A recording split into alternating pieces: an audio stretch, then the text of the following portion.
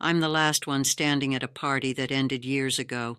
Everyone I loved is gone. Everyone I hated is gone. My husband went first, then my friends, then even my enemies.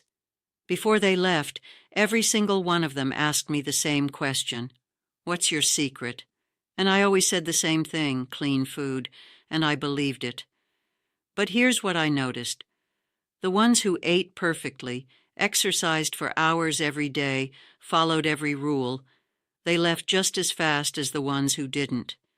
So what was the real difference? I've had a lot of time to sit with that question, and the answer had nothing to do with what was on my plate. Diet was never the secret to a long life. When I was your age, I thought eating right would fix everything.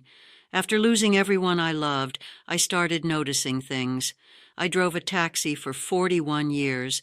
I still wake up every morning at 6 and make my own coffee. I still sit in the same chair I've been sitting in for 47 years. The chair across from me has been empty for 11 years. I stopped moving it. People come here, reporters, doctors, neighbors. They all want the same thing, the list. What do you eat? How many hours do you sleep? Do you take vitamins? I give them the list. They write it down. They leave happy. I'll give you the list too. But if I stop there, you'll leave just like they did, happy, having missed the whole thing, because every single one of them missed the point. Nobody ever sat down and asked, what kept you going after everyone was gone? How do you wake up after all these years and still decide it matters? Those were the questions I always waited for, but nobody ever asked them.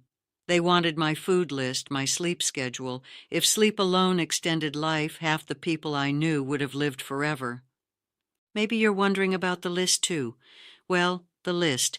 2 eggs every morning fried in butter, real meat twice a week, vegetables from the ground, bread, water, black coffee, no powders, no vitamins, and yes, I'll admit it. Sometimes a piece of chocolate after dinner, a small whiskey on cold nights. I never starved myself. I never punished myself for eating something I enjoyed. The people who made food into a religion, who counted every calorie, who felt guilty every time they sat down at a table, most of them were miserable. And miserable people, in my experience, don't live long. There was a doctor, I can't remember what year, a long time ago, young man, very confident, told me my cholesterol was going to get me before 60. I outlived him. Found out when I went to the hospital, didn't know what to say. Said nothing and headed home. Write down the list if you want. It's real. But what I'm about to say is far more important than any list. Nutrition is only one piece of this puzzle. Back when I was still driving, I had a regular fare for 4 years. Twice a week, same hospital. I never forgot his name. A nutritionist, had books, gave lectures.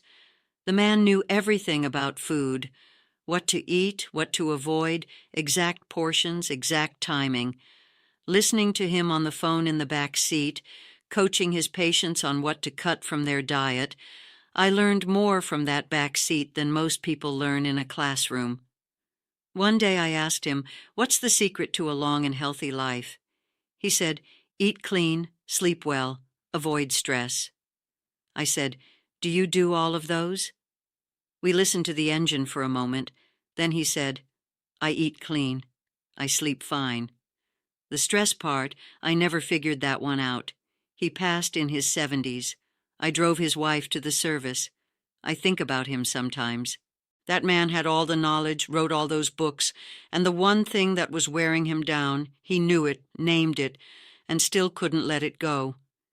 If a healthy list could keep a man going, he'd have lived forever.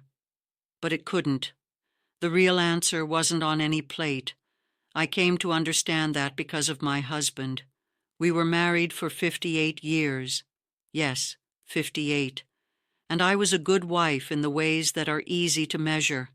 I worked. I came home. I didn't disappear. But he used to say something year after year. "You're sitting right there in that chair, but you're still driving that cab. Come home now." What he said was part of what got me to this age. Because when I retired, I just sat around for months. No shift, no route, no responsibilities waiting for me. I'd wake up, make my coffee, sit in this chair, and wait for something to happen. 1 month, same thing. 2 months, same thing. He would walk past, ask if I wanted coffee. I'd say yes, he'd bring it. That was the whole day. My whole life had become a retired woman just waiting to go. If you have no purpose waiting for you the next morning, all you're doing is waiting to go, and that prepares the body to do just that. One morning I walked out to the garden. I don't know why, honestly. There was a weed near the tomatoes and I pulled it. Then another and another. 2 hours later I was on my knees, hands pitch black, out of breath. When I came inside, he was standing at the door. He just looked at me. But I knew that look. That was the look of a man who had been waiting. Not for an hour, not for a week, for years. I had found a purpose and gone after it. I wasn't just sitting around waiting to go anymore. A purpose doesn't have to be big. It just has to get you out of the chair. For me, it was the garden. When I turned 70, I started walking 20 minutes a day. I know every crack in that pavement. Those small routines kept me going. If I had spent those years just sitting around, you wouldn't be watching this video. Every day I gave myself a reason. Not big, small. Stopping to argue with the neighbor on the corner about football. Putting on music at 7 in the evening. Watching for the sunlight through this window at exactly 4 every single day like clockwork. Small things, embarrassingly small, but they kept me here. Every morning I had a reason to get up, and they gave my day somewhere to go. The ones I watched go the fastest, they retired from purpose and work at the same time. They just sat down, and the body took the cue. With stomachs full of clean food, they drifted away slowly and quietly. Now, here's the part I haven't said yet, the part that costs the most. My husband passed 11 years ago. It'll be 12 this October. The years start folding into each other after a while. That's one of the hard parts of living this long. The morning after he was gone, I woke up at 6 out of habit.